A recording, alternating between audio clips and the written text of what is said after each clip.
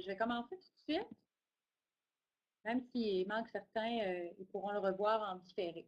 Donc, le développement professionnel d'aujourd'hui, ce sont les patterns observés dans la progression du discours des élèves dans le KF. Dans le fond, ce qu'on veut dire par pattern observé, c'est qu'il y a certains modèles de questions-réponses qui surviennent sur le KF dans l'élaboration du discours collectif. C'est-à-dire que, par exemple, un certain type de questions posées peut amener généralement tel type d'explication ou tel type d'information de la part de l'élève. Je vais vous expliquer ça plus en détail. Donc, l'ordre du jour, introduction, discussion, analyse des patterns. On va aller tout de suite à l'analyse des patterns pour faire la discussion ensuite éclairée par les patterns et des pistes pour encadrer le discours dans le KF. Donc, premièrement, l'utilisation des échafaudages. On a remarqué un certain pattern, là, vous allez voir, c'est avec le corpus de 2009-2010.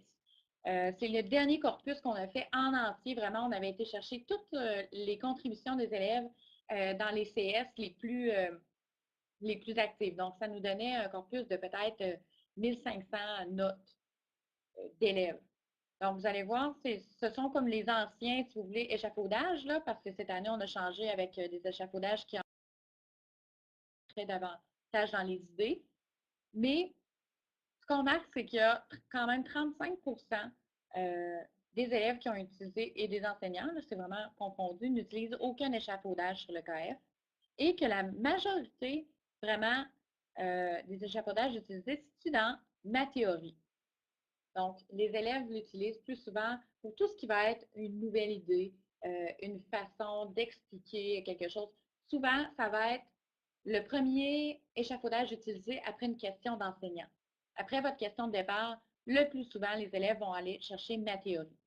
Le j'ai besoin de comprendre se retrouve davantage dans les questions, c'est bien normal. Nouvelle information aussi, on le trouve quand même à 9 ça, c'est tout ce qui est nouvelle information provenant d'habitude d'une source d'autorité ou d'un site Internet. Et mettons notre savoir en commun, davantage utilisé aussi dans les questions posées par les enseignantes. Et une meilleure théorie ou cette théorie ne peut expliquer sont pratiquement pas utilisées parce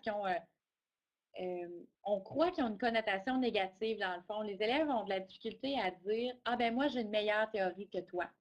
Ils voient vraiment ça comme étant peut-être pas de rabaisser, mais de s'élever eux et dire ou cette théorie ne peut expliquer, ben ils vont souvent prendre j'ai besoin de comprendre, puis ils vont dire je ne comprends pas bien ce que tu as dit ou je ne comprends pas bien ce que tu voulais dire, au lieu de dire cette théorie ne peut expliquer, par exemple.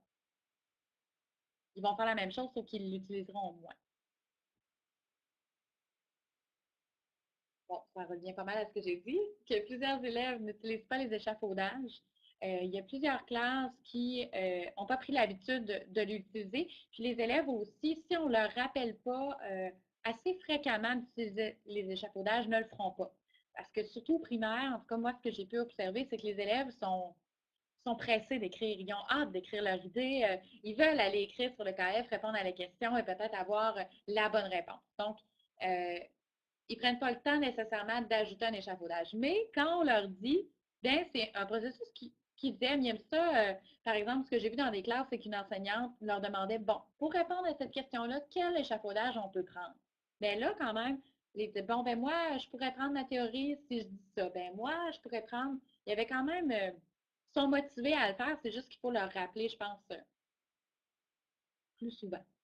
Les élèves utilisent davantage les échafaudages lorsque la question de départ en possède un. Est-ce que, Michel, tu m'entends depuis le début? J'espère que oui. Michel, m'entendais-tu? Tu m'entends, hein?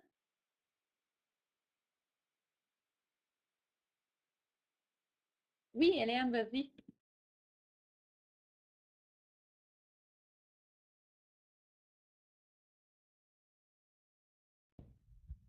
C'est beau, j'ai de la misère avec mes écouteurs, mais ça va.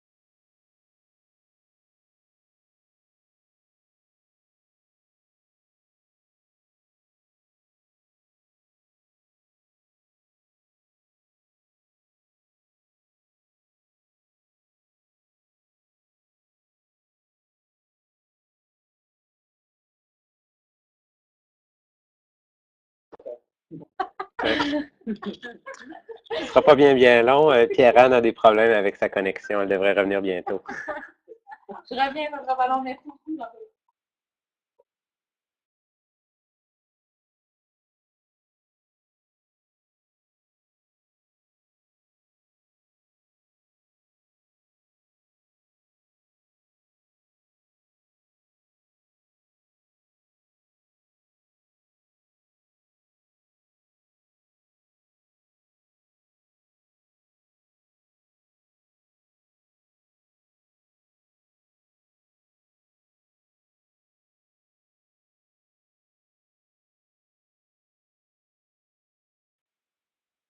Donc maintenant, vous devriez bien m'entendre toujours. Vous pouvez me faire un signe.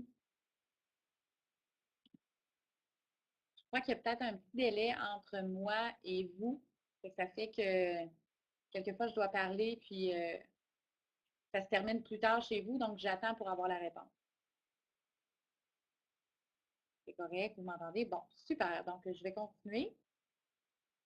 Ce qu'on remarque pour les échafaudages, les élèves utilisent davantage les échafaudages lorsque la question de départ en possède un. Ça, c'est ce qu'on a remarqué. C'est quand la question de départ possède, par exemple, un j'ai besoin de comprendre ou mettons notre savoir en commun, les élèves vont être plus portés à utiliser un échafaudage parce qu'ils voient la question de départ pour l'élaborer. Donc, ils voient le petit truc jaune, ils savent que c'est quoi et vont être plus portés à l'utiliser. Et aussi, les échafaudages de négociation de sens sont les moins utilisés. Comme je vous ai dit tout à l'heure, pour une meilleure théorie, par exemple, ou cette théorie ne plus expliquer, celle qui amènerait des fois peut-être plus la négociation. Oui, mais là, tu dis que les robots ne sont pas toujours faits en fer, mais il y aurait quelque chose à aller travailler avec cette théorie ne peut expliquer. Je crois seulement que c'est peut-être parce qu'on travaille beaucoup plus les premiers aussi. Par exemple, quand on les présente aux élèves, on va dire ma théorie, ça c'est quand tu présentes une de tes idées. Nouvelle information, ça c'est quand tu apportes une information, mais on va moins souvent parler de la négociation entre les élèves.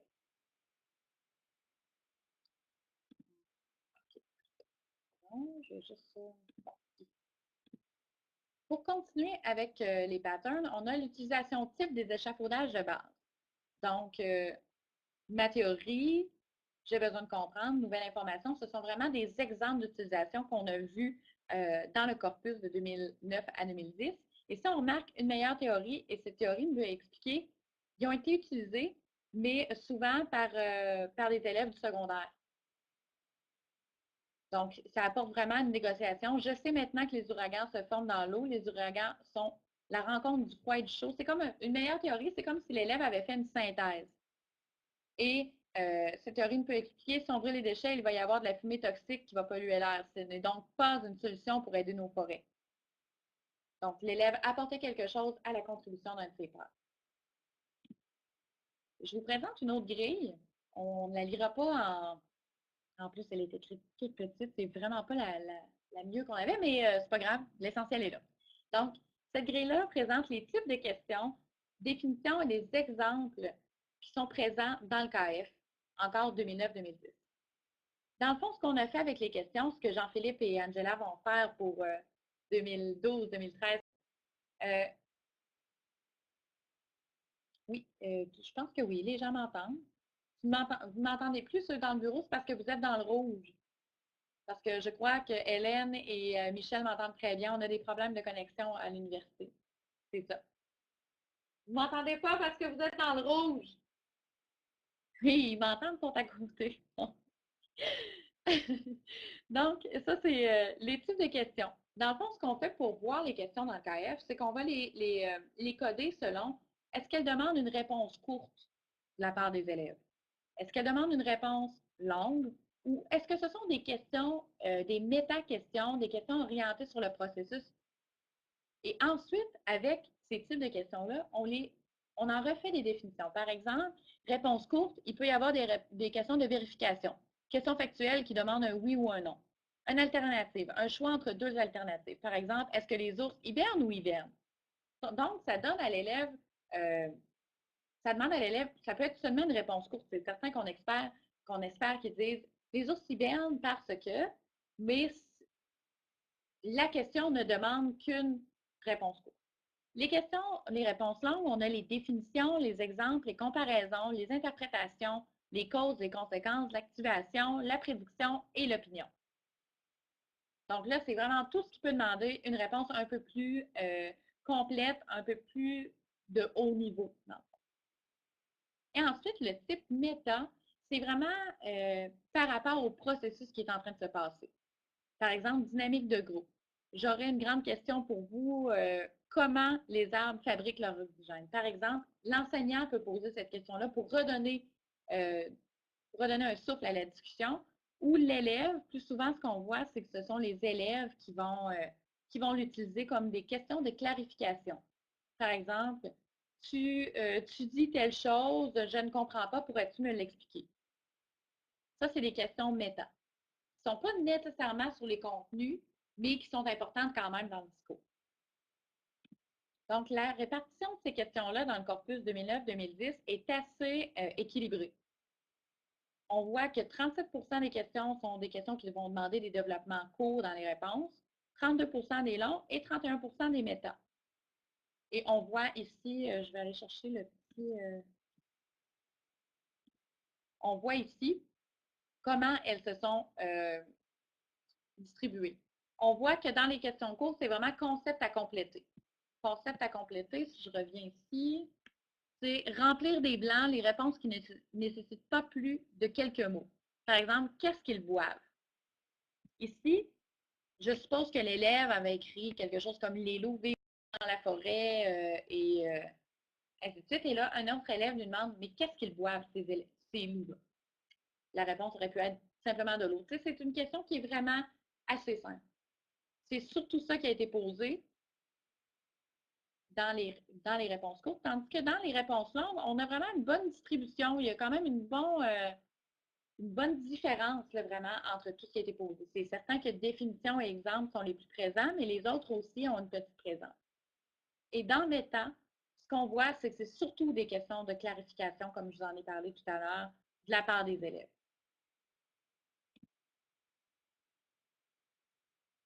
Ce qu'on remarque dans les questions posées, c'est que les questions posées ont une grande influence, relativement grande influence, sur le niveau d'explication présent dans les contributions des élèves. Ce que je parle par niveau d'explication, on va y arriver à la diapositive suivante, mais c'est vraiment à quel niveau se situe l'explication dans ce qu'écrit l'élève sur le cahier, dans chacune de ses notes. Et ce que l'on remarque aussi, c'est que les questions, méta-questions de clarification sont posées en majorité par les élèves et non par l'enseignant. Tandis que toutes les autres questions aussi, là, sont posées majoritairement par les enseignants, peut-être à part question ici, concept à compléter et clarification. Alors ici, les niveaux d'explication. Ici, on a laissé les numéros, là, mais c'est dans le fond, les niveaux vont de opinion à synthèse. Niveau 1, ce serait le niveau opinion. L'élève donne son avis sans fait, sans preuve, sans élaboration, ou il répète un fait qui a déjà été mentionné. Ici, on voit la question, les typhons se trouvent où? L'élève répond au Japon. Il n'y a pas d'explication, il y a juste donné une réponse. Numéro 2, l'élève nomme et décrit des informations factuelles, description générale. Le copier-coller peut être utilisé aussi dans le niveau 2. Que connais-tu des ouragans? Les ouragans sont énormes et aspirent tout sur leur passage. C'est vraiment un fait. Mais là, on va aller dans les niveaux un petit peu plus complexes. 3 et 4 sont l'inférence et l'explication complète. Ce qui distingue le 3 et le 4, c'est simplement le niveau d'élaboration de l'explication. Le 3, c'est davantage une explication partielle où il y a des liens qui sont faits, mais ce n'est pas explicite. Et la 4, c'est vraiment des explications plus complètes. Par exemple, je crois que les ouragans commencent par des courants chauds et froids. Les ouragans, on voit qu'il y a vraiment une complexification là, personnelle. Et il y aurait normalement ici le niveau 5, qui est le niveau synthèse. Le niveau synthèse, c'est que l'élève ou les élèves vont faire soit un élevé de propos, soit une synthèse de tout ce qui a été rapporté sur un sujet. Par exemple, sur un sujet du Moyen Âge, quelqu'un qui ferait la synthèse de tout ce que les élèves ont dit par rapport à l'habillement, que ce soit par point de forme ou que ce soit, il y a quand même un désir de synthèse, donc ça entre dans le niveau 5. Je vous ai présenté ça pour qu'on regarde ensemble la distribution des niveaux de complexité. Donc, on remarque que pour 2009-2010, oh, il y avait pas mal plus de questions, de notes que je pensais. J'en avais parlé de 1500, mais d'après moi, c'était 6000 cette année-là. Donc, le nombre de notes ou de contributions, davantage se situe dans l'opinion. Je crois aussi, ce qu'on a remarqué, c'est que plus les élèves sont jeunes dans le KF, plus ils vont se diriger vers l'opinion ou les faits. Parce que souvent, ils ne sont pas très habitués à écrire à l'ordinateur, donc ils vont faire des réponses plus courtes. Les questions qui vont être posées, les questions de départ, vont être des questions des questions moins complexes, peut-être plus à réponse courte, juste pour les habituer à aller sur le KF aussi, puis à découvrir cet environnement-là. On a aussi beaucoup de faits, et plus le niveau de complexité s'élève, plus le niveau de complexité de l'explication est haut, moins il y a de contributions. Et ça, c'est tout à fait normal. Parce que les inférences et les explications ne peuvent être faites dans le discours qu'une fois qu'il y a des opinions et des faits. Parce que c'est là-dessus que les élèves se basent pour créer les inférences, les explications et les synthèses. Donc, c'est très normal qu'il y en ait moins dans le discours. Niveau d'explication, selon la question posée, ce qu'on voit là, on ne voit pas très bien le bleu. Là. Je vais essayer de mettre une autre couleur là, pour le document que vous allez avoir à télécharger. Là, le bleu, il est ici. Là, il y a une petite pic ici, puis il y en a un autre ici. Ce que ça fait, là, c'est un graphique qui a l'air compliqué, là, mais c'est vraiment pas compliqué. C'est qu'ici, vous avez les pôles fait, inférence, explication, synthèse, opinion. Et la ligne vient montrer le nombre de réponses.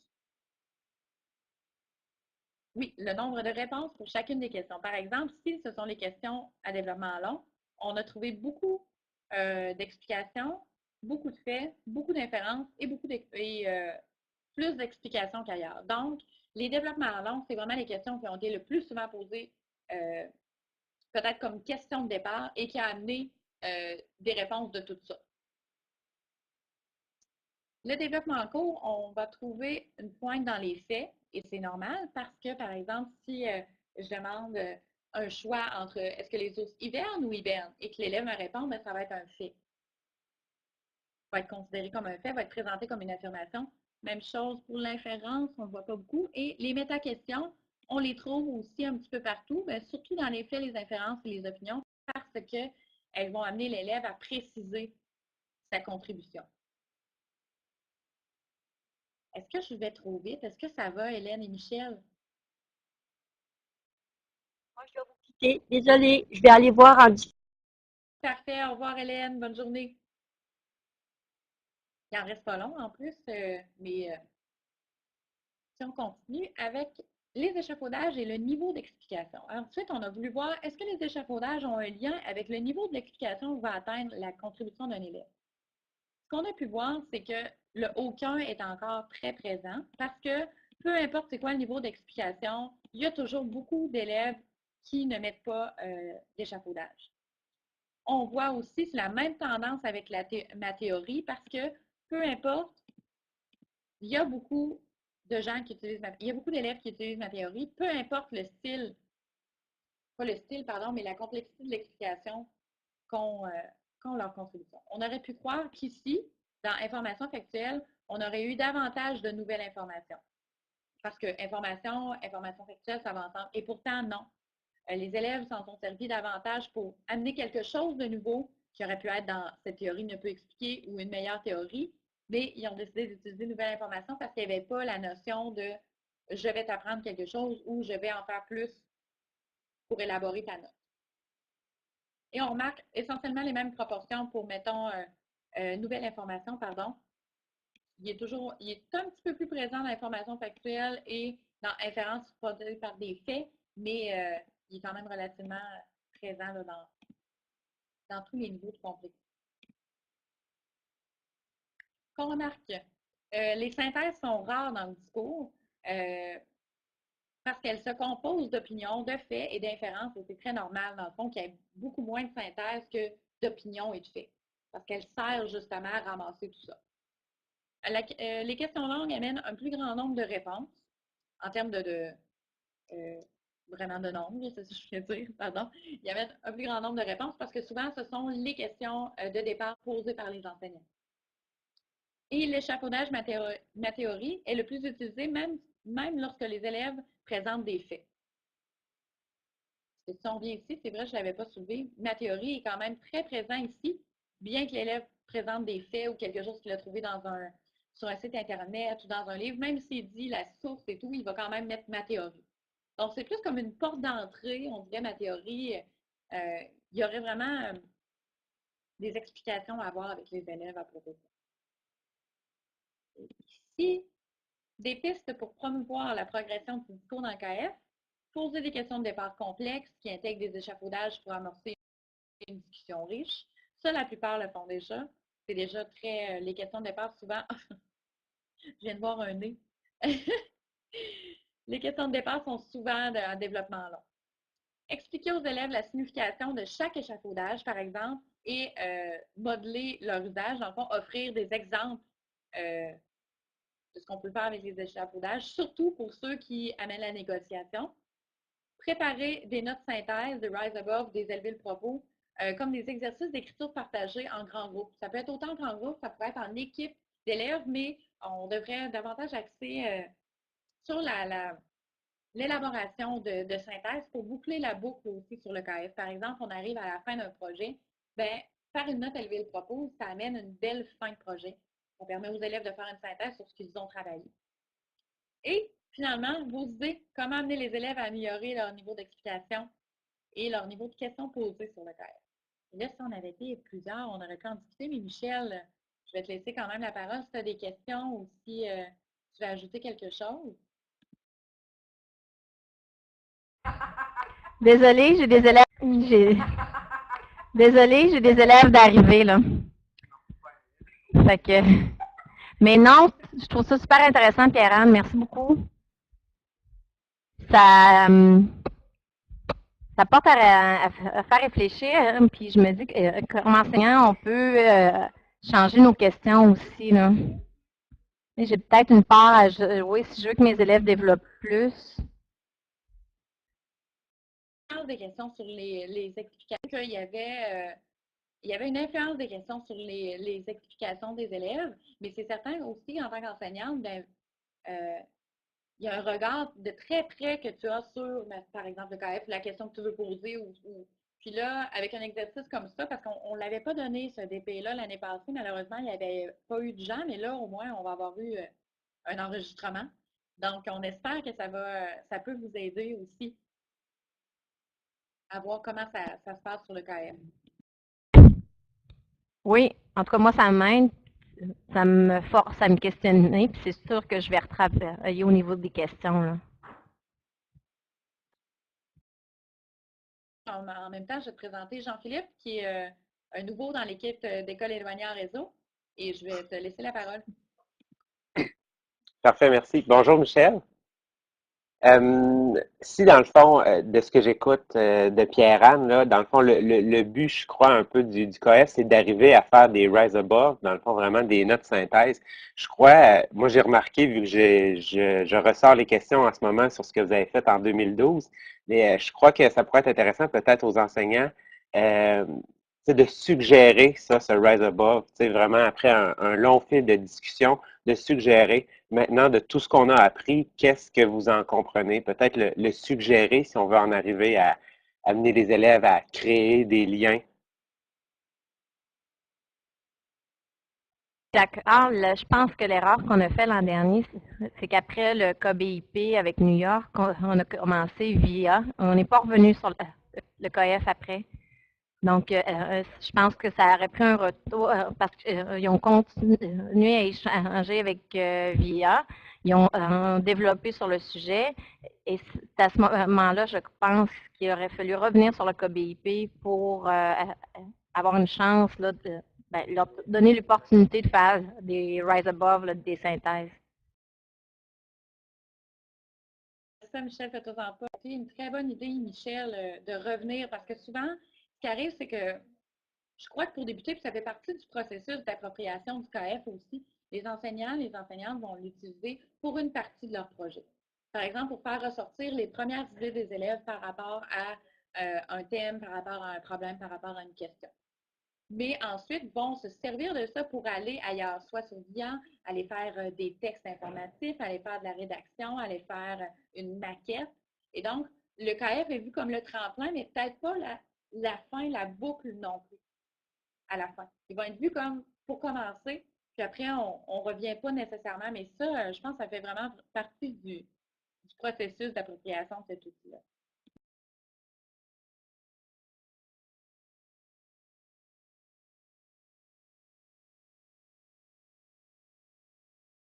Peut-être Hong Kong. Donc, beaucoup de choses à apprendre. Ne t'en pas, on n'arrête jamais d'en apprendre avec le KF. Je suis encore, j'apprends encore des choses.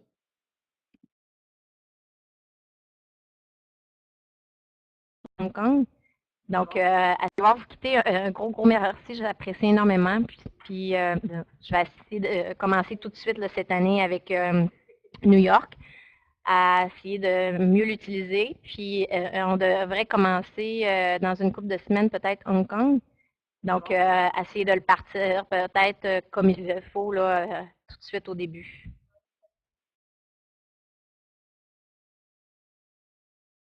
Michel, tu as besoin de soutien ou si tu as des questions, n'hésite pas. Je crois que tu es en lien avec Christian pour Hong Kong, c'est ça? Le premier message, j'ai commencé à communiquer avec l'enseignante Jeannette, mais je pense que dans son message, il nous référait à Jessica. De KBP, mais si jamais, en tout cas, tu as besoin de soutien ou quelque chose, il y a moi et Jessica et même toute l'équipe, toute l'équipe que tu vois qui est là, dans le fond, sont des nouveaux dans École éloignée en réseau et dans KBP. Donc, on est tous là si tu as besoin d'aide. Merci, votre support est très apprécié. Donc, bonne journée. Moi, je vais arrêter l'enregistrement ici pour ceux qui vont vouloir l'écouter en différé. Puis, on va te laisser aller dîner, Michel. Tout le monde, bonne fin de journée. Bye.